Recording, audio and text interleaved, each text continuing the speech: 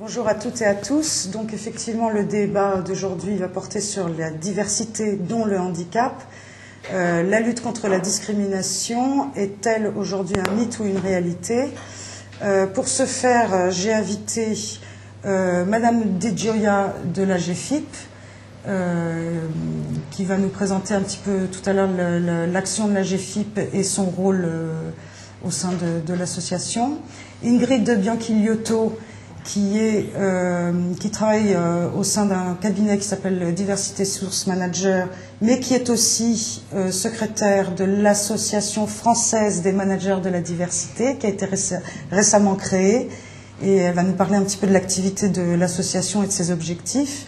Et puis j'ai invité aussi Sabine Moudileno, qui est responsable manager opérationnel dans un grand groupe, et qui est surtout l'auteur d'un livre qui nous a beaucoup impressionné chez Jobétique et qui s'appelle « Prévenir et déjouer la discrimination professionnelle » avec un petit sous-titre que j'aime beaucoup qui s'appelle « Petit guide de survie à l'attention des présumés atypiques et de leurs patrons ». Donc Sabine, on va peut-être commencer par vous, vous allez vous présenter. Vous vous adressez dans l'ouvrage aux discriminés, discriminables. Pourquoi est-ce que vous avez écrit cet ouvrage? C'est une des questions qui nous ont été posées en amont. Alors effectivement, dans le livre, dans les premiers chapitres du livre, je m'adresse aux personnes dont le profil pourrait être perçu comme atypique et qui, de ce fait, pourraient être exposées à de la discrimination professionnelle. Par rapport au cadre global dans l'entreprise et au cadre légal, c'est vrai qu'il y a eu des avancées importantes. Maintenant, j'ai eu envie de partager avec ces profils présumés atypiques quelques tuyaux, quelques guides pour justement déjouer la discrimination professionnelle dont ils pourraient être la cible. Et puis aussi un dernier chapitre adressé à leurs patrons, parce que c'est aussi le rôle des managers de déjouer la discrimination professionnelle qui pourrait se faire jour au sein de leurs équipes. Alors j'espère que vous n'hésiterez pas pendant ce chat à nous donner quelques petits modes d'emploi, et je précise que sur Jobétique, nous en publions quelques extraits par petits épisodes. Madame De Gioia, peut-être vous pourriez nous présenter un petit peu la GFIP et votre rôle? D'accord. Donc je suis Rose De Gioia, je suis chargée d'études à la GFIP en délégation régionale Île-de-France. Je vais vous présenter brièvement la GFIP. C'est une association qui est issue de la loi du 10 juillet 87, laquelle loi obligeait les entreprises de plus de 20 salariés à embaucher 6% de leur masse salariale en personnes handicapées, grosso modo. La mission de la GFIP est de favoriser l'accès et le maintien dans l'emploi des personnes handicapées en milieu ordinaire et dans le secteur privé. Je vais présenter la GFIP là. Donc, juste petite précision, vous collectez les fonds issus des amendes, enfin des entreprises qui ne remplissent pas leur obligation légale. Et avec cet argent-là, nous mettons en place un certain nombre d'actions en faveur de nos bénéficiaires qui sont les entreprises et les personnes handicapées. Voilà, et on va y revenir tout à l'heure, mais en deux mots également, il se fait que depuis 2005, vous êtes de plus en plus riche. Effectivement, la loi de 2005 qui a un peu modifié le calcul de la contribution a fait que la contribution qui est arrivée à la GFIP a augmenté de pas mal et a entraîné du coup des actions de la part de la GFIP plus vers les personnes handicapées qui ont éventuellement un faible niveau de qualification et pour lesquels les actions de formation sont très importantes. Tout à fait. Ingrid Bianchi-Liotto, vous êtes donc manager au sein de Diversité Source Manager, qui est un cabinet de conseil en stratégie de diversité, j'ai noté. Oui.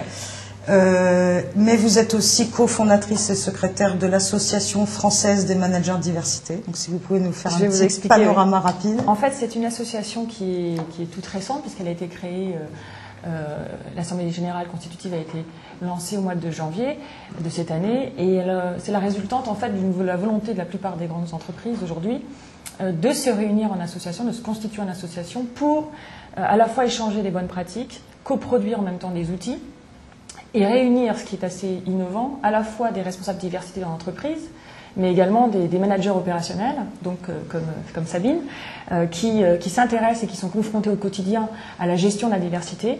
Et l'objectif de l'association, c'est de pouvoir échanger les bonnes pratiques, de s'enrichir de l'expérience des uns et des autres, pour pouvoir vraiment passer de la promotion à la gestion de la diversité, parce qu'aujourd'hui, les entreprises, au-delà de la prise de conscience de l'intérêt de la diversité, ont encore quelques difficultés à pouvoir la mettre en œuvre et à la gérer. Donc c'est réellement l'objectif de l'association, et ça a eu un engouement très, très fort, puisqu'on compte déjà plus d'une quinzaine d'entreprises adhérentes et un certain nombre d'autres entreprises qui ont manifesté leur intérêt de rejoindre les adhérents. Alors essentiellement des grandes entreprises pour l'instant. Pour l'instant, ce sont des grandes entreprises qui ont été identifiées et qui ont des personnes aussi disponibles pour intégrer l'association. Mais notre objectif, c'est de l'ouvrir bien évidemment à des plus petites entreprises, enfin en tout cas aux PME, parce que c'est une problématique qui intéresse toutes les entreprises. Voilà. Mais dans un premier temps, on va se consolider autour de grandes entreprises pour pouvoir créer de véritables ateliers d'échange et des commissions de réflexion. Merci beaucoup à toutes. J'en profite pour préciser que le fait que nous soyons 4 femmes autour de cette table n'est qu'un pur hasard, hein, puisque au sein de l'association française des managers que de la GFIP, il y a évidemment des hommes également, mais nous notions toutes les 4 en discutant avant ce débat qu'il y a quand même une majorité de femmes qui s'occupent de discrimination et de lutte contre les discriminations. Alors, il y a eu un certain nombre de questions qui ont été posées avant l'ouverture de ce chat, hein, avant le direct. Je ne peux pas les énumérer toutes parce qu'il y en a eu quand même beaucoup qui étaient très ciblées, très intéressantes. Je vais juste évoquer les thèmes et puis peut-être chacune répondra au fur et à mesure. Alors, on va commencer. Madame Di Gioia, il y a pas mal de questions de personnes handicapées qui disent tout simplement, en gros, je ne trouve pas de travail. Alors, effectivement, les personnes handicapées qui ont un niveau qui n'est pas celui qui est demandé, un niveau de qualification qui n'est pas celui qui est demandé par les entreprises, ont beaucoup de mal à trouver un emploi. C'est la raison pour laquelle, à la GFIP, on essaie de former les personnes. Mais il y a des acteurs, hein, il y a des acteurs qu'il faut vraiment rencontrer. Ce sont les Cap Emploi.